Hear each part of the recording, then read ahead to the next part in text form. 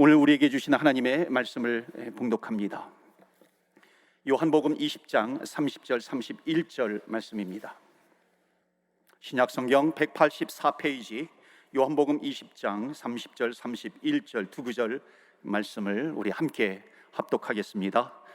예수께서 제자들 앞에서 이 책에 기록되지 아니한 다른 표적도 많이 행하셨으나 오직 이것을 기록함은 너희로 예수께서 하나님의 아들 그리스도이심을 믿게 하려 함이요 또 너희로 믿고 그 이름을 힘입어 생명을 얻게 하려 함이니라. 아멘. 하나님의 말씀입니다. 오늘도 하나님의 말씀에 은혜 받으시고 새 힘을 얻으시고 또 한 주간 승리하시기를 주 예수 그리스도 이름으로 축복합니다. 아멘.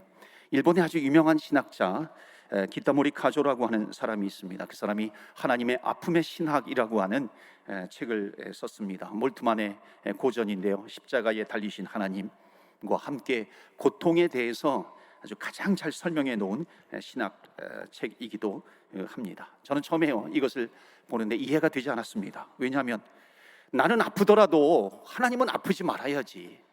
어떻게 아프신 하나님을 믿을 수 있지?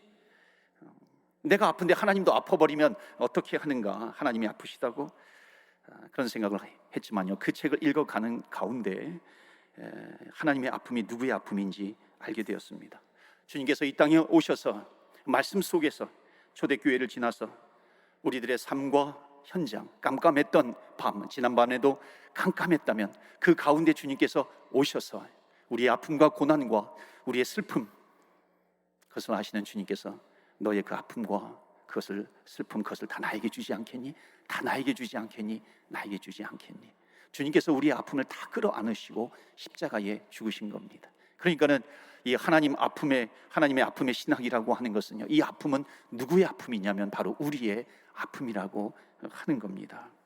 성경 말씀은 인간의 모든 슬픔과 또 아픔과 눈물과 이 고통, 이것을 거두어 가시기 위해서 이 땅에 내려오셔서 걸어가신 하나님 아버지의 발자취, 그것이 바로 성경의 말씀인 줄로 믿습니다. 그렇기 때문에 오늘도 이 하나님의 말씀이 들려지는 동안에 우리에게 가까이 오시는 예수 그리스도, 가까이 곁에 계시는 것으로 모자라서 말씀을 듣는 가운데, 말씀이 들려지는 가운데 우리 안에 들어오시는 하나님 아버지, 그 주님을 뜨겁게 만나는 이 귀하고 복된 시간이 되시기를 주의 이름으로 축원합니다. 아멘.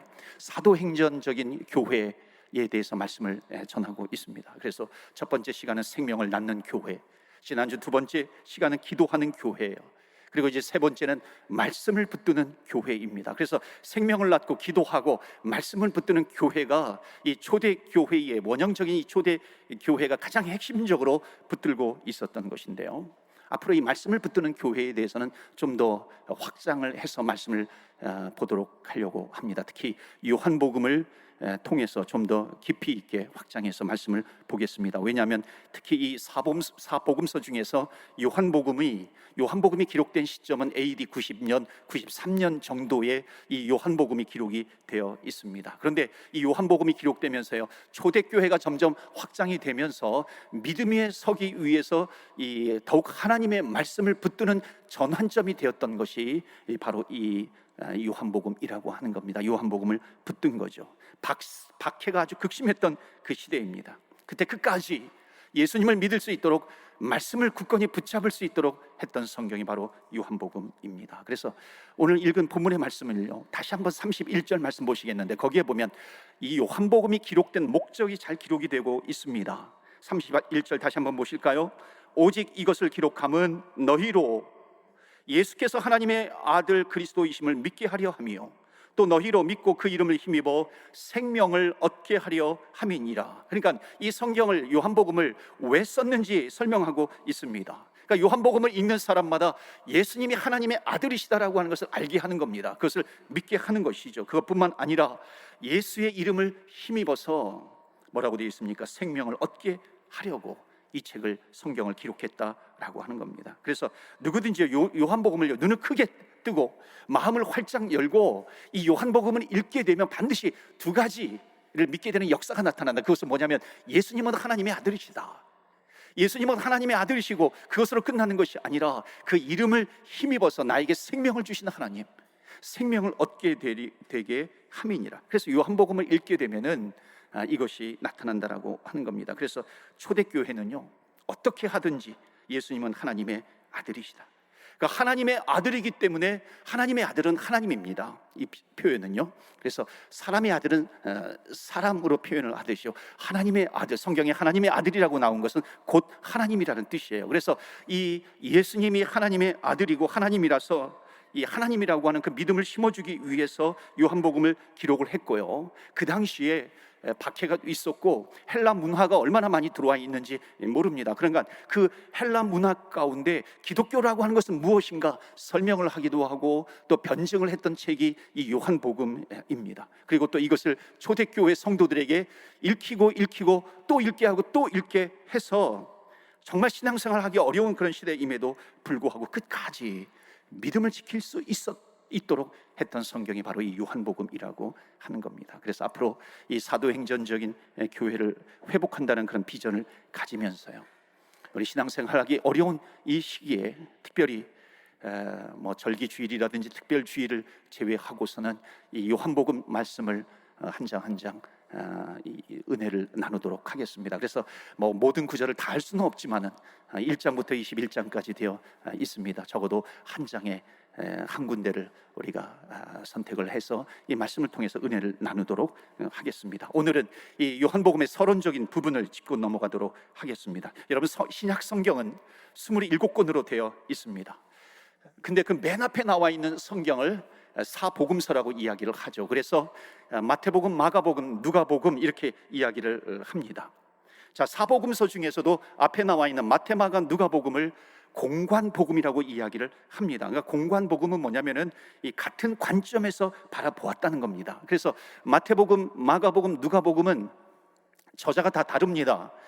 저자가 다르게 성령의 감동으로 기록을 했다는 거예요. 그런데 이제 동일한 시간적인 배경을 가지고 기록을 한 겁니다. 그러니까는 어찌 보면 마태복음을 읽다가 마가복음을 읽으면은 아니 이거 내가 전에 읽었던 건데 내가 읽었던 부분을 또 읽고 있는 건 아닌가, 이렇게 착각이 들 정도로 굉장히 비슷한 부분들이 나옵니다. 그래서요, 이제 공관복음이기 때문에 그런 건데, 하나님을 믿지 않는 어느 그 종교학자가 그런 얘기를 합니다. 이 성경의 저자들, 특히 이 공관복음, 마태복음, 마가, 누가복음의 저자들은 엄청난 죄를 졌다는 겁니다. 왜냐하면 서로 표절했다는 거예요. 마태가 기록을 할 때 뭐 누가복음이라든지 뭐 이 다른 복음서를 표절을 하고, 또 마가복음이나 누가복음 저자는 또 다른 것을 표절을 해가지고 기록을 했다는 거죠. 그러니까 이 사람은 성령의 감화 감동이라고 하는 것을 모르는 겁니다. 그리고 깊이 읽는다면은 마태, 마가, 누가, 요한복음이 다 강조점이 다른 겁니다. 마태복음은 왕 대신 그리스도의 강조점을 두고 있습니다. 마가복음은 종으로 오신 그리스도, 누가복음은 사람의 아들 그리스도, 그리고 이제 볼 요한복음은 하나님의 아들의 강조점을 두고 있습니다. 하나님의 아들 메시아 예수 그리스도. 그래서 마태, 마가, 누가복음은 예수님의 행적에 대해서 아주 친절하게 설명을 하고 있는데요, 그래서 이 세상에 오셔서 뭐 어제는 어디에 계시고 오늘은 어디에 계시고 뭐 갈릴리에 계시고 가버나움에 계시고 예루살렘에 계시고 이렇게 예수님의 행적에 대해서 잘 설명을 하고 있지만, 요한복음은 예수님의 행적에 대해서 그 행적에 강조점을 두는 것이 아니라 예수님은 누구신가라고 하는 거예요. 여기에 초점을 두고 있습니다. 그러니까는 이 요한복음에만 나오는 마태, 마가, 누가복음에 나오지 않는 아주 독특한 표현들이 있습니다. I am the light, I am the good shepherd. 나는 선한 목자다. 나는 빛이다. 세상에 빛으로 왔다. 나는 생명의 떡이다. I'm the bread. 나는 생명의 떡이다. 이런 표현들이 계속해서 나옵니다. I am, I am, I am. 나는 누구인가? 그래서 예수님은 누구이신가? 여기에 초점을 맞추고 있습니다. 그래서 요한복음은 예수님을 더 깊이 알도록 기록된 것이 바로 요한복음입니다. 그래서 우리가 전도를 할 때도 보면요, 가장 먼저 성경을 읽도록 이렇게 제공하는 것이 바로 요한복음입니다. 그래서 요한복음을 읽으면 하나님은, 예수님은 어떤 분이신가라고 하는 것을 알 수가 있는 거죠. 초대교회가 예루살렘에서 시작을 해서 안디옥으로, 그리고 소아시아로, 또 그 다음에 로마를 비롯해서 헬라 지역으로 확장되어 가는 이 초대교회들이요, 바로 이 바울 서신과 함께 계시록과 함께 이 요한복음이 많이 읽혀졌어요. 그래서 초대교회 성도들이 말씀 위에, 믿음 위에 굳건히 설 수 있도록 했던 말씀이 바로 이 요한복음이다라고 하는 겁니다. 오늘은 좀 서론적으로 이 사도 요한에 대해서, 저자인 사도 요한에 대해서 좀 더 설명을 드리자면요, 여러분, 요한은 예수님의 제자입니다. 예수님의 제자 가운데 가장 오래 살았던 제자로 손꼽히기도 합니다. 여러분 기억나시나요? 예수님께서 마지막 십자가에 달려 돌아가실 때에 그 십자가 밑에 자리에까지 나왔던 제자가 누구냐면 바로 사도 요한이에요. 그리고 그 옆에 예수님의 육신의 어머니 마리아가 있었죠. 그때 예수님께서 십자가에서 요한과 어머니 마리아를 바라봅니다. 그러면서 그 어머니에게 뭐라 그럽니까? 보십시오, 당신의 아들입니다. 요한을 가리켜서 당신의 아들입니다. 이제 당신의 아들이 요한이니까 요한이 당신을 보살필 겁니다. 그래서 이제 마리아가, 동정녀 이 마리아가 죽을 때까지 요한이 보필을 합니다. 여러분, 마리아는 승천하지 않았어요. 마리아는 죽을 때까지 요한이 보필했다는 겁니다. 여러분, 요한 자체의 성격은 어떤 성격이었을까요? 여러분, 요한, 존 그러면 여러분 어떤 생각이 듭니까? 어떤 이렇게 다혈질적인 생각이 듭니까? 아니면은 부드러운 생각이 들어요? 요한 그러면은 부드러운 생각이, 부드러운 이름이다 이렇게 생각이 들잖아요. 사랑의 사도다 이런 얘기들을 많이 들어왔습니다. 그런데 요한은요, 베드로 못지않게 굉장히 다혈질적인 그런 사람이었습니다. 자, 누가복음 9장에 보면은요, 이런 표현이 있어요.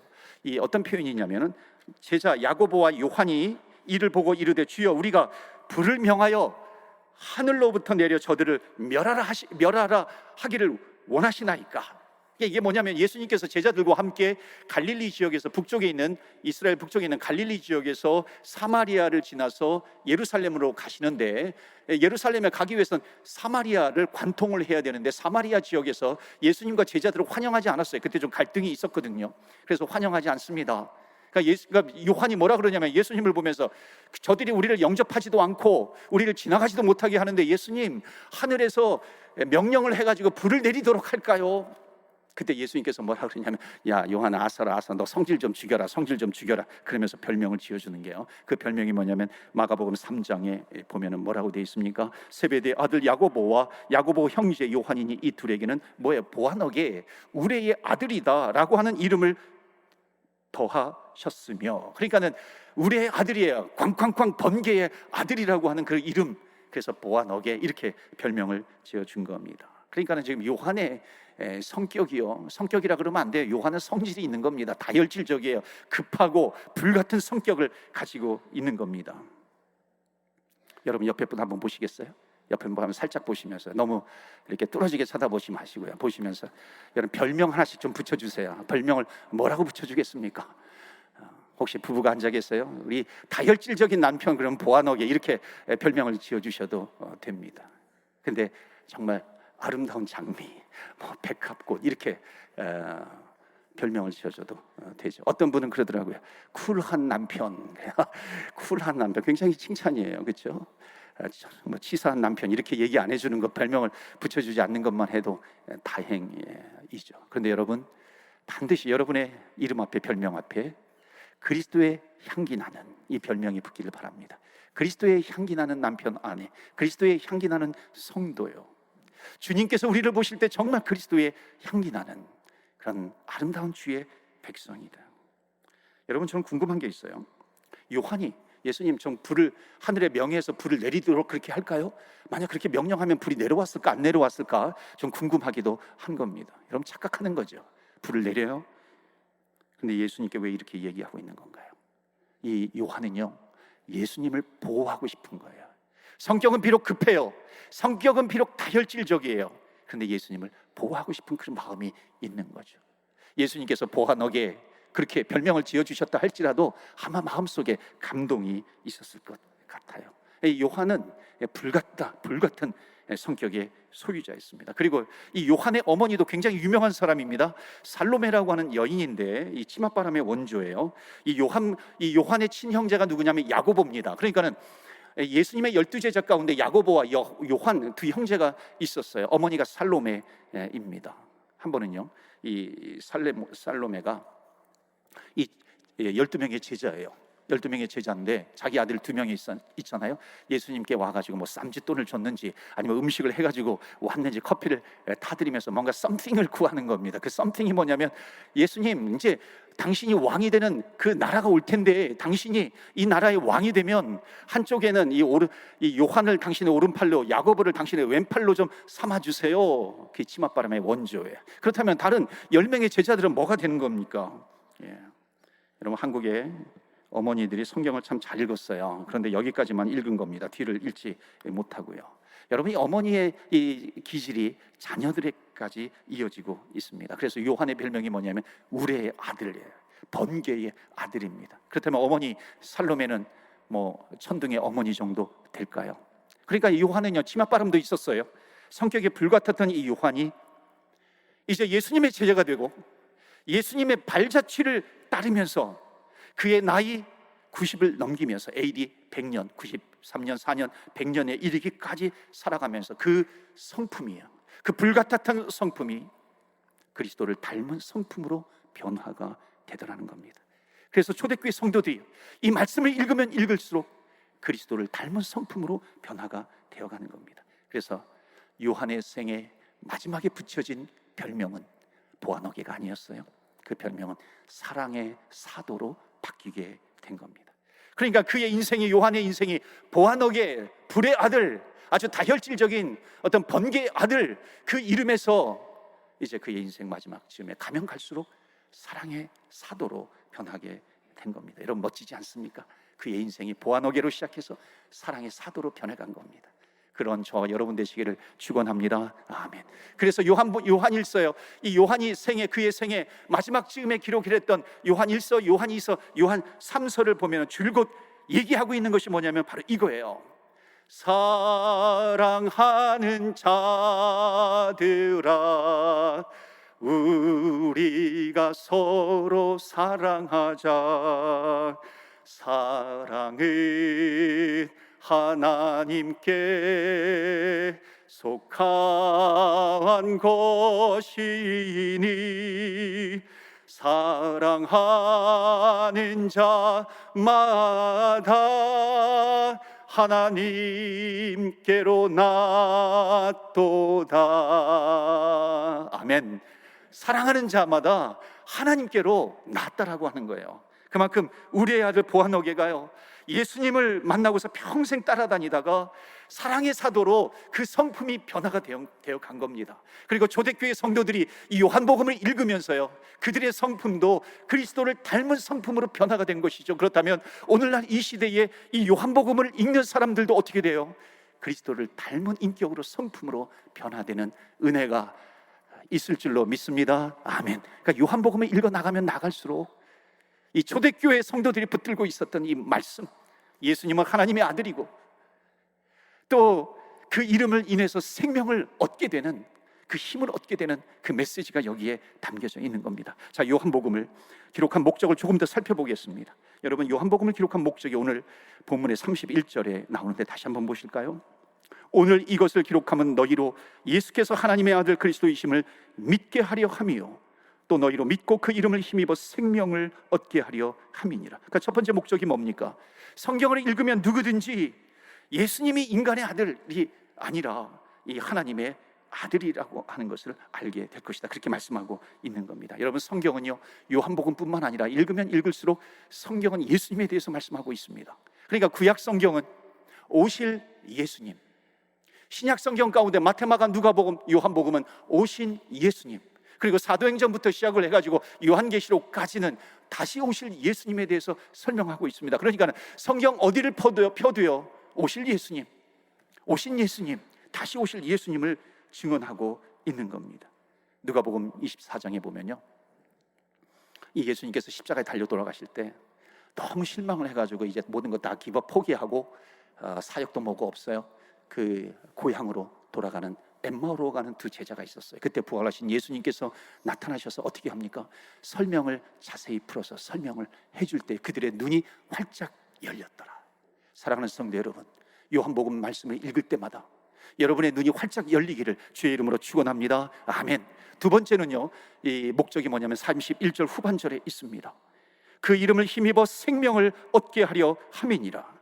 여러분, 하나님의 아들 되신 예수님의 이름을 힘입어서 뭐라고요? 생명을 얻게 하는 목적이 있다는 것입니다. 여러분, 이것이 말씀의 목적이죠. 그러니까 말씀을 읽을 때에 말씀을 그냥 단지 인포메이션, 정보를 얻는 말씀으로 알면 안 되죠. 그것은 그냥 머릿속에만 들어오는, 뭐 예수님은 어떤 분이시고 몇 년도에 태어나셨고 몇 년도에 죽으셨고 어디에 계셨고 어디에 계셨고, 이거는 인포메이션으로 하나님의 말씀을 받아들이는 것입니다. 그러나 인포메이션으로 받아들였다면 그 말씀이 어디까지 들어와야 되냐면 우리의 가슴까지 내려와야 될 줄로 믿습니다. 그 가슴으로 들어와요. 그러면 예수님의 말씀이 내 안에 들어오는 것이고 내가 예수님 안으로 들어가게 되는 것입니다. 즉 나를 주님 앞에 드리는 것이죠. 이런 역사가 나타나게 된다는 것입니다. 그래서 말씀을 읽으면 읽을수록, 그 믿음을 가지면 가질수록 나에게 생명으로 다가오는 것입니다. 여러분, 한번 자동차를 생각해 보시겠어요? 자동차 새 차를 구입했어요. 새 자동차를 구입하면 반드시 따라오는 게 뭐냐면 매뉴얼이 따라옵니다.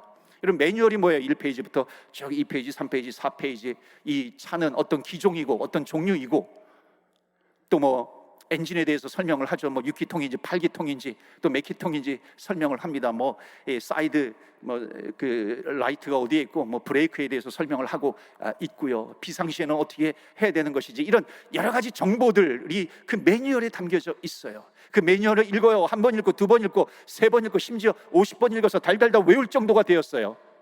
여러분, 그렇다고 해가지고 운전을 할 수 있는 건가요? 아니에요. 그 매뉴얼을 달달달 외운다고 해서 운전을 할 수 있는 것이 아니라, 운전을 하기 위해서는 매뉴얼을 읽어야 돼요. 물론 알아야 돼요. 그럼 어떻게 문을 열어야 돼요. 그리고 자리에 앉아야 돼요. 시동을 켜야 돼요. 또 핸들을 붙잡아야 돼요. 그리고 목적지를 향해서 운전하면서 부르릉 하면서 가야 된다는 것입니다. 매뉴얼을 가지고 백독천독을 한다고 해가지고 예수님을 믿는 믿음이 생기는 것이 아니라, 그 말씀을 충분히 읽었다면 어떻게 해요? 이제는 이것이 사실로 인정이 됩니까? 그러면 그가 내 안에, 내가 그 안에 들어가야 한다는 것입니다. 내가 예수님 안에 들어가요. 그런데 내가 들어가는 줄 알았더니 보니까 예수님께서 이미 내 안에 오셔서 내 인생의 운전대를 붙잡고 나를 인도해 가시더라는 겁니다. 목적지를 향해서, 저 천성을 향해서, 천국을 향해서 내 인생을 드라이브해 가면서 가시는 예수님, 그 주님을 만나는 거예요.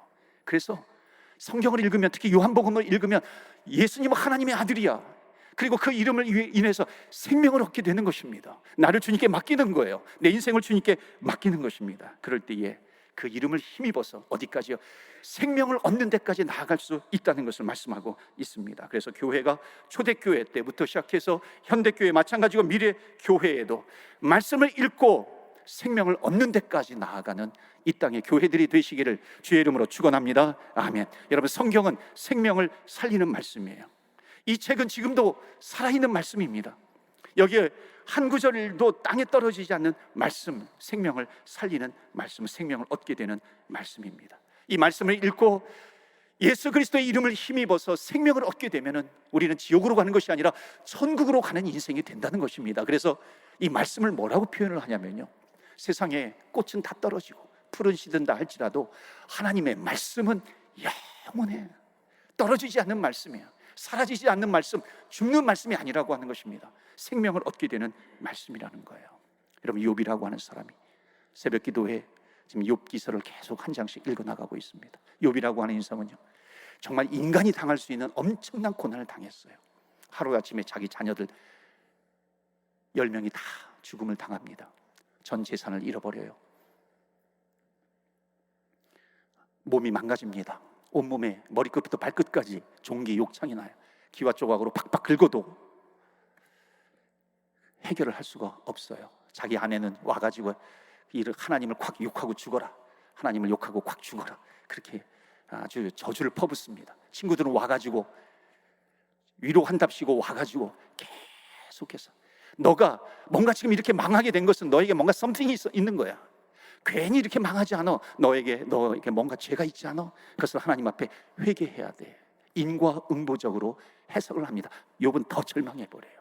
여러분, 세상은 인과응보로 세상을 해석을 하려고 합니다. 인과응보, 또 권선징악, 뭔가 결과는 원인이 있기 때문에 결과가 있다는 겁니다. 너가 지금 이렇게 망하게 된 것은 너가 죄를 지었기 때문에 그런 거야. 세상은 그렇게 해석을 해요.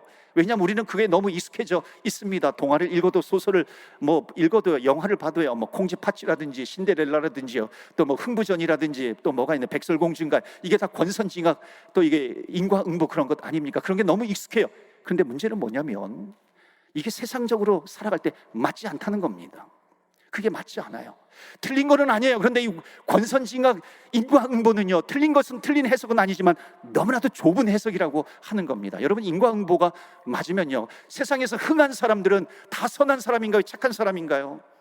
흥한 사람도요, 악한 사람 얼마나 많이 있는지 모릅니다. 반대로 선한데도 불구하고 망하는 사람들이 있더라고 하는 겁니다. 그렇기 때문에 우리는 인과응보로 사는 것이 아니라 하나님의 말씀을 붙들고 살아야 할 줄로 믿습니다. 하나님의 말씀을 붙들고 일어나는 것입니다. 그래서 욥이 고난을 당할 때마다 붙들었던 것이 무엇일까요? 절망 가운데 소망을 발견하는데 마지막으로 욥기 6장 10절 말씀입니다. 그러할지라도 내가 오히려 위로를 받고 그칠 줄 모르는 고통 가운데서도 기뻐하는 것은 내가 거룩하신 이의 말씀을 거역하지 아니하였습니다.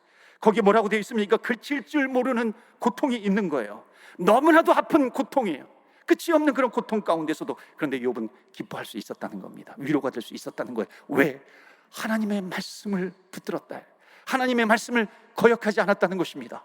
여러분, 하나님의 말씀을 거역하지 않고 하나님의 말씀을 붙들면은요, 반드시 기쁨이 온다, 위로가 온다. 왜 그런 줄 아십니까? 내가 말씀을 붙들면 하나님의 말씀이 나를 붙들고 있다는 겁니다. 그것을 확신하게 돼요. 내가 하나님의 말씀을 거역하지 않고 하나님의 말씀을 붙들었더니 하나님께서 실망시키지 않으시고 나를 붙들어 주신 거예요. 그 신실하신 하나님 아버지, 약속을 지키시는 그 하나님 아버지, 그 하나님 아버지에 대한 믿음이 있는 겁니다. 그래서 위로를 받는 거예요. 그래서 기쁨이 되는 것이고 위로가 되는 것이고, 이것이 바로 소망이 되는 것입니다.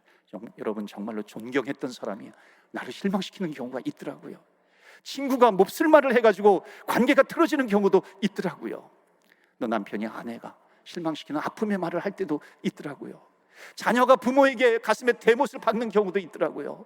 산 같았던 그 부모님이 나에게 부담으로 다가올 때가 있어요. 그런데 사랑하는 성도 여러분, 세상은 나를 실망시키고요, 사람은 나에게 만족을 주지 못한다 할지라도 욥이, 그러나 내가 그 가운데서 기쁨을 얻는 것, 위로를 얻는 것은 하나님의 말씀을 거역하지 않았기 때문이다. 하나님의 말씀을 붙들면 그것이 나에게 위로가 되고 나에게 힘이 된다는 것입니다. 왜? 하나님의 말씀은 나를 놓치지 않기 때문에 그렇습니다. 그렇기 때문에 하나님의 말씀은 살아있고 운동력이 있다고 그래요.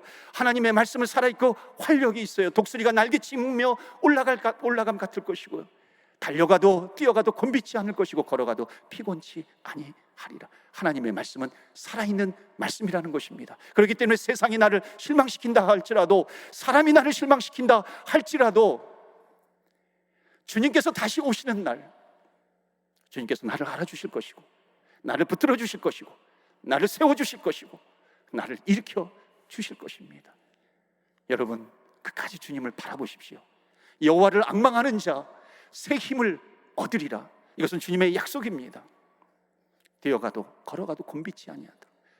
역사하시는 하나님 아버지의 이 약속의 말씀을 붙드시고 어떤 환경 가운데에서도 우리에게 생명을 주시는, 생명을 얻게 하는 하나님의 말씀을 붙들고 일어나시고 승리하시는 저와 여러분 되시기를 주의 이름으로 축원합니다. 아멘.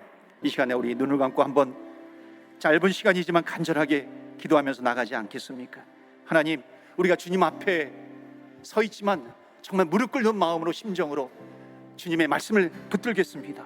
특히 어렵고 고통이 있을 때에 하나님 앞에 나아갈 수 있는 믿음을 주옵소서. 주의 은혜를 베풀어 주옵소서. 그 은혜로 살아갈 수 있는 힘을 주옵소서. 말씀으로 힘을 얻게 하여 주시옵소서. 우리 다 같이 주의 이름 한번 부르며 기도하며 나아갑니다. 주여.